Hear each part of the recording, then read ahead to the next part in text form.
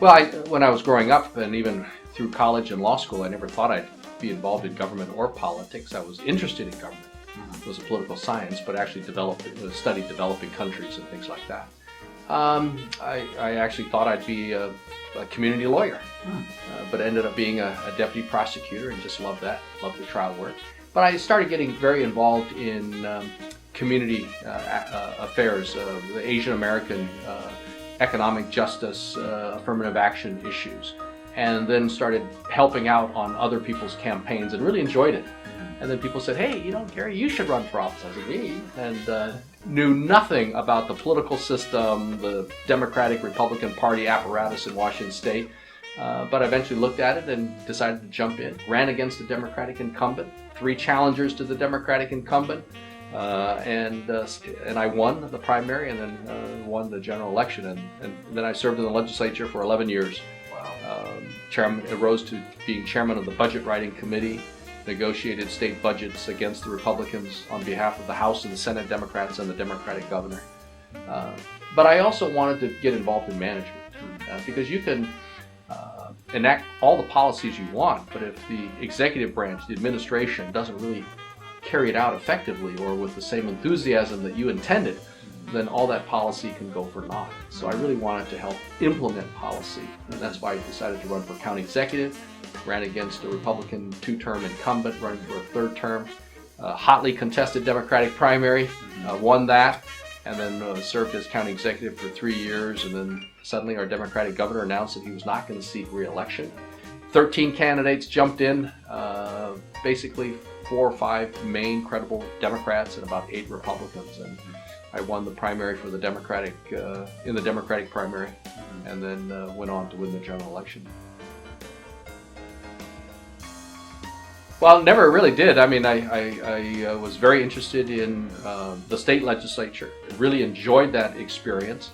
And then once I got into the legislature, I said, wow, we met some of the former governors of the state of Washington, Democrats and Republicans, and very much admired them and said, well, that'd be a dream job, but never really thought the opportunity would present itself. But again, I very much enjoyed management and running for administrative position like the county executive. But I very much enjoyed my days in the state legislature. It was a very nonpartisan, bipartisan atmosphere, and was able to develop really good contacts with the people from the rural parts of Washington State as well as people on the opposite aisle.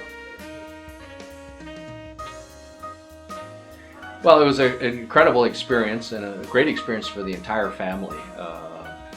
Not really knowing what to expect. It's one of the largest embassies that we have throughout the world.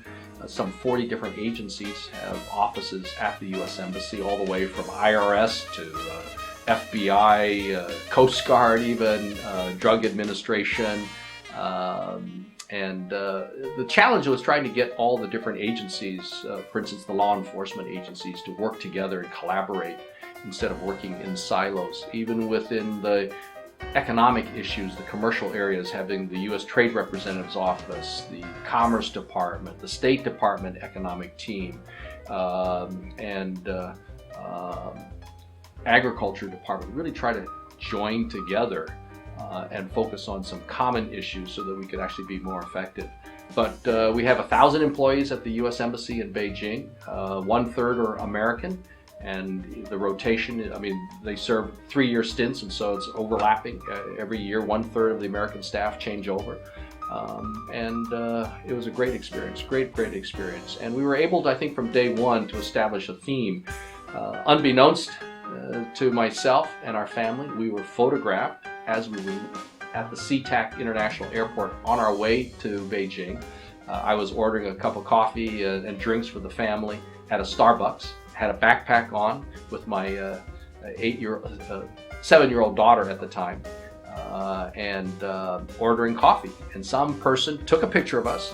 Don't know who it was. It went viral, and so that alerted the Chinese press to when we were coming and which airline we were coming. They figured out there's only one airline about that time leaving Seattle. It must be Delta Airlines, and so they were waiting for us at the airport, and they saw us coming down the escalator carrying all these bags, luggage and backpacks and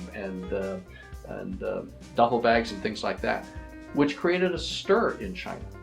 because government officials, number one, don't order and get their own coffee, don't stand in line, certainly don't carry their own luggage. They have entourages of staff that take care of their every need, whether it's holding an umbrella or serving them a meal at a banquet or something like that. So we created quite a stir in terms of just doing everything on our own. And but it created very positive images and affection and feelings by the Chinese people toward us, our entire family, and it was just a great experience.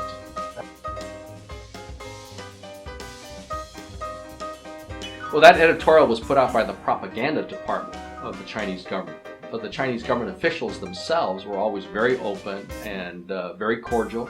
In fact, veterans at the State Department and at the U.S. Embassy have said that I had more access to high-ranking Chinese government officials than any previous U.S. ambassador. And so while the official line was maybe to try to cut me down to size, both the Chinese people were very warm and gracious and friendly and accommodating to us, as well as the Chinese government officials.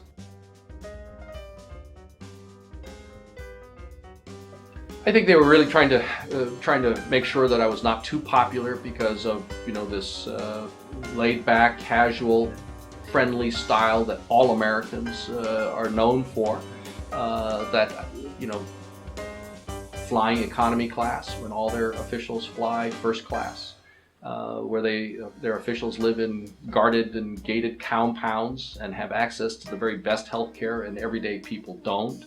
Where the government officials are treated lavishly to large banquets and things like that, and conduct large banquets, lavish banquets, to having their every need attended to. The people were starting to say, why can't our Chinese government officials be like Ambassador Locke? So that was creating a little bit of tension there. And so I think the Chinese government the propaganda department was trying to, make sure that I was not too popular. They even felt that Vice President Biden's trip to China in 2011, where he went to a noodle shop to sit down and have a meal with the everyday people, they felt that was a imperialist plot by the Americans to destabilize the Chinese government. So they were very fearful of that. But what's ironic is that over time, the new president, President Xi, started issuing orders saying the Chinese government officials need to start flying economy class. They need to cut down on these lavish banquets. The number of courses at these banquets had to be limited. Less flowers, less red carpet treatment in a lot of the ceremonies. So I think they were beginning to understand that for the sake of their own security, domestic security, political security, they needed to, in some ways, emulate the style of American diplomat. Well, President Xi has amassed and consolidated power much faster than any previous leader in Chinese history. Many articles written about how he's developed almost a cult-like personality. The Chinese people revere him, adore him. He's certainly taken on and become the center of many of these reform efforts and task forces that report directly to him or which he leads. So he's really at the center of a lot of the things that are happening in China, for better or worse. And obviously if they go well, he gets the credit. If they go badly, then the responsibility will be on his lap as well. He's moved very, very aggressively. He's really going after corruption. And also because they feel that corruption is a threat to the sanctity and the legitimacy of the Communist Party. And some people are saying that he's also using threats of prosecution for corruption to make sure that people who may disagree with some of his views, tone down their criticism. Otherwise, they could be hauled up on a charge of corruption themselves.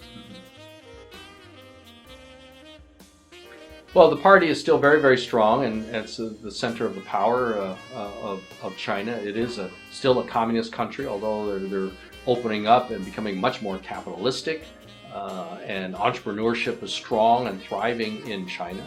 And you have over, I think, 1 million millionaires and more billionaires in China today than there are in America. The rise of the middle class has just been astounding just in the last decade or so, from a very small percentage of the urban population to almost more than half of the urban population. So the economic progress under entrepreneurship and a capitalism driven society, or emulating capitalism, has had profound effects. But it is still authoritarian. It is still run by the Communist Party, and the Chinese leaders view a lot of these issues, whether it's corruption or unemployment, even pollution, as threats to the authority, the viability, the strength of the Communist Party, which is why you're also seeing crackdowns against journalists and human rights activists, even women who are trying to stamp out sexual harassment. They're even clamping down on organizations that are in concert with the government in fighting corruption.